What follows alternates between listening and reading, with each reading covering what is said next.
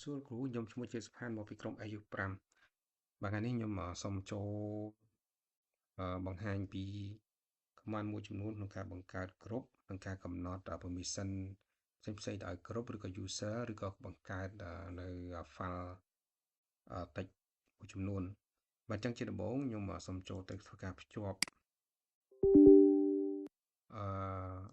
រវាង user នៅ Linux server ជាប់ជាមួយនឹង Windows តាមរយៈ PowerShell អញ្ចឹងដើម្បីភ្ជាប់ខ្ញុំវាយនៅ command sh ឈ្មោះវាយIP 106.68 yes ស្វាយ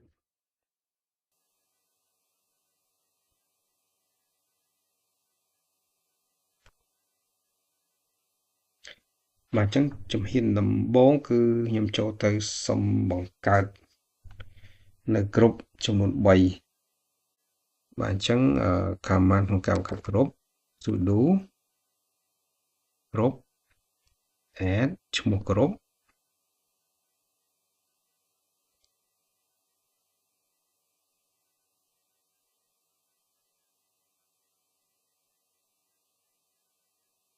បាទបង្កើតgroup មួយទៀត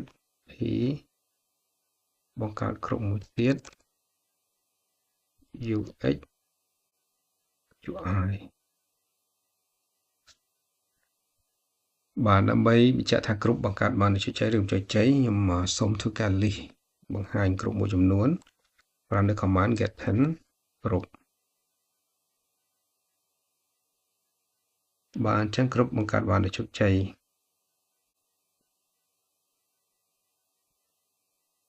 អញ្ចឹងបន្តមកទៀតខ្ញុំសូមcommand សរសេរនៅ command ដើម្បីលុបគ្រប់មួយឈ្មោះថា developer អញ្ចឹង command សរសេរ sudo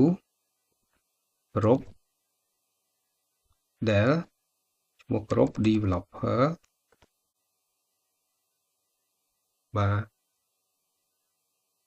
ចឹងបញ្ជាក់សូម review ថាតើលុបបានជោគជ័យឬក៏អត់បាទ get 10 group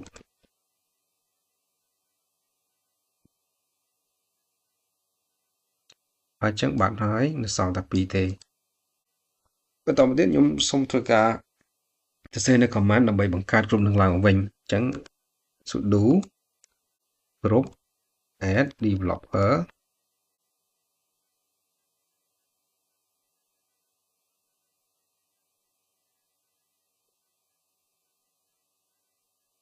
បាទ get 10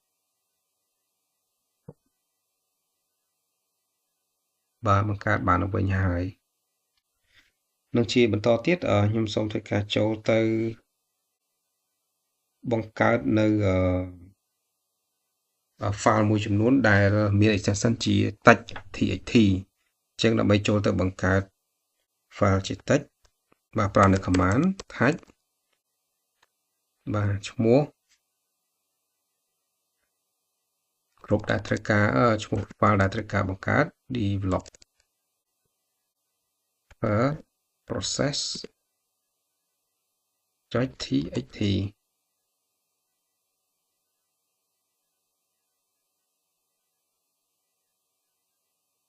បាទមួយទៀត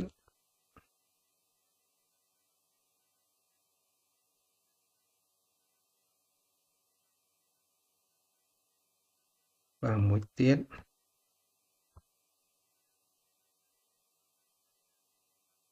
ux UI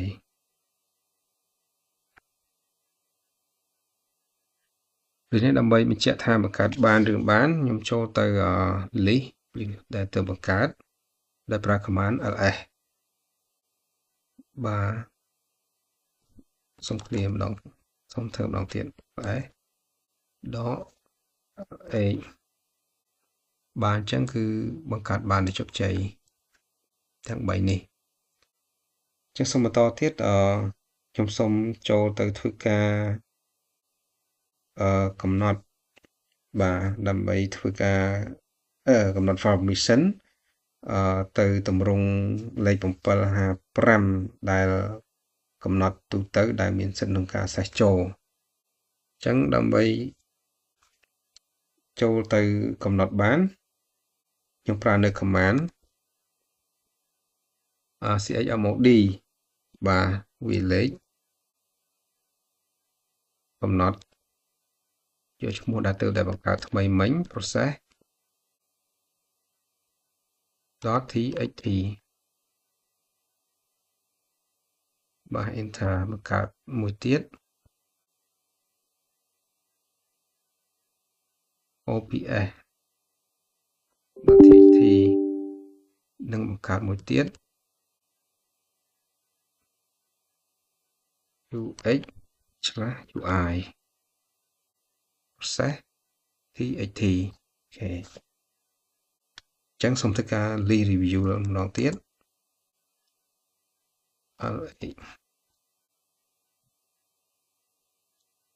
បាទអញ្ចឹងនេះបានកំណត់ដោយជោគជ័យ develop dops ui នឹងនៅជាហ៊ានបន្តទៀតខ្ញុំសូមធ្វើការកំណត់ទៅឲ្យ developer និង developer group និង UI group มันអាចចូលទៅប្រើប្រាស់នៅ develop នៅ DOPS group បានអញ្ចឹងជាដំបូងត្រូវបង្កើត user ចំនួន3តាក់ទងជាមួយនឹង group នីមួយៗអញ្ចឹងដើម្បីចូលទៅបង្កើត group ខ្ញុំសូមប្រើនៅ user command sudo user add .m.g developer ដាក់ឈ្មោះឲ្យ div user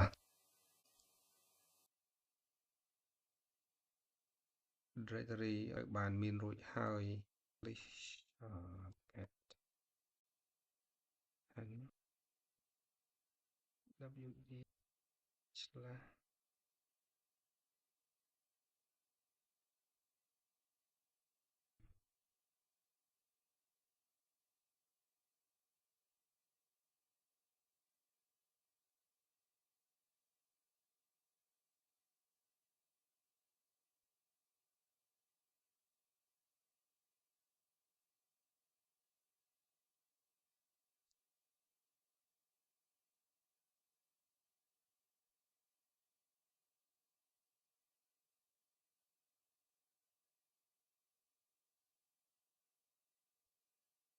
អញ្ចឹងដើម្បីបង្កើត group សូមចូលទៅcommand sudo user add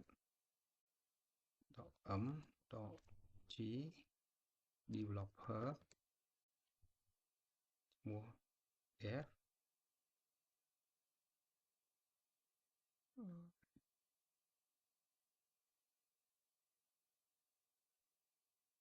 បាទសូមបន្តទៀតតែម្ដងសូមយក user ហ្នឹង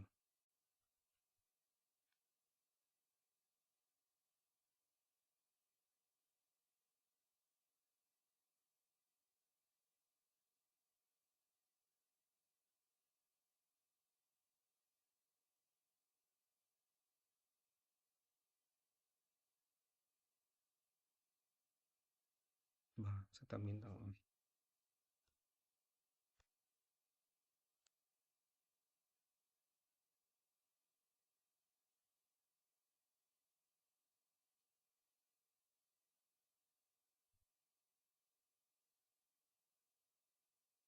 អញ្ចឹងប្រើនៅ command sudo wd .clear ឈ្មោះ username def user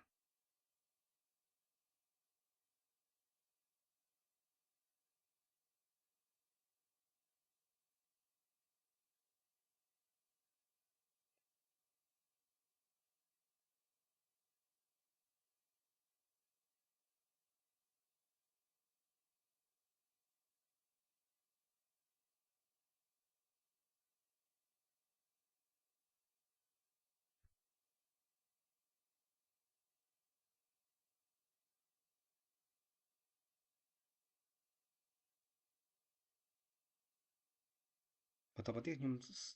ធ្វើការកំណត់ ownership និងការកំណត់ permission សម្រាប់dev ops process តិចនិងបដូរគ្រប់ ownership ទៅជា dev ops បាទអញ្ចឹងដោយប្រើ command sudo chmod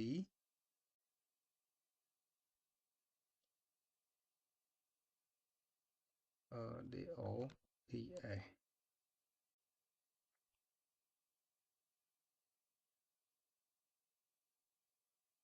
process txt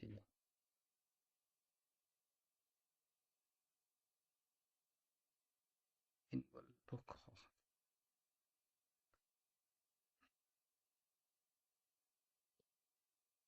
បាទ chowd បាទរួចរាល់និងមួយទៀតគឺកំណត់ permission ដើម្បីឲ្យបានតែ owner និង group បាទ DOPS ប៉ុណ្ណោះដែលអាចចូលទៅប្រើបានអញ្ចឹងប្រើនៅ command sudo chmod បាទ7 70 dops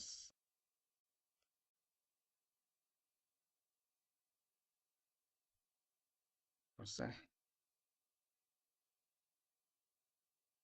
txt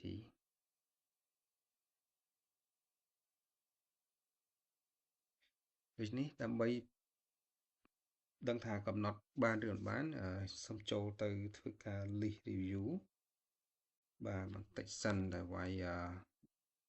ls l ឈ្មោះ ps process txt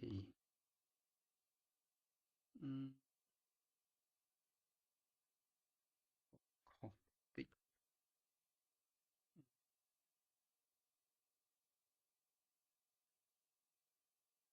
value ok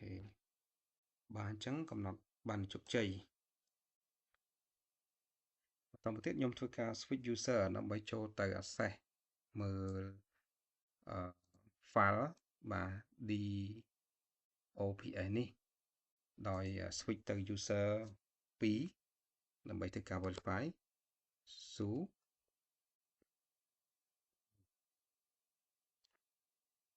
ux user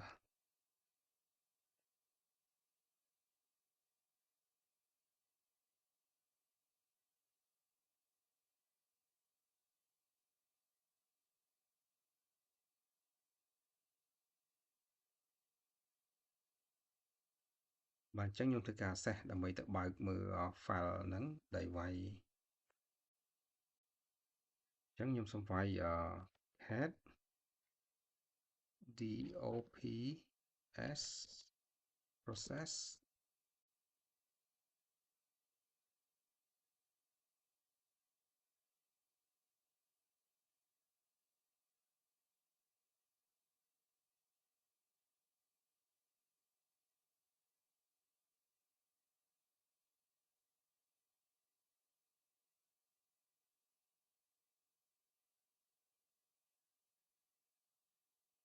បាទអញ្ចឹងខ្ញុំធ្វើការបង្ហាញពីការ access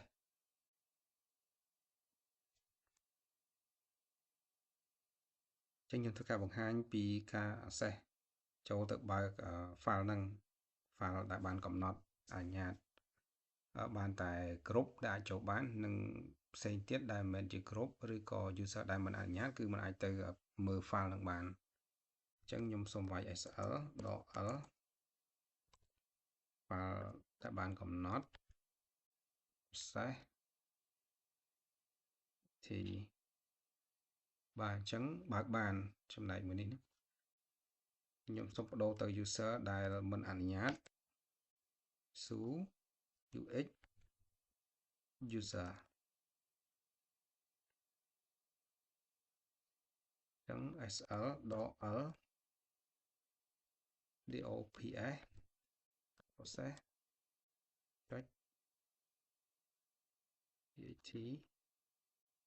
បាទអញ្ចឹងមិនអាច process បានទេដោយសារគ្មានសិទ្ធិអនុញ្ញាត ចឹងខ្ញុំសូមដូរទៅមួយទៀតស៊ូdev user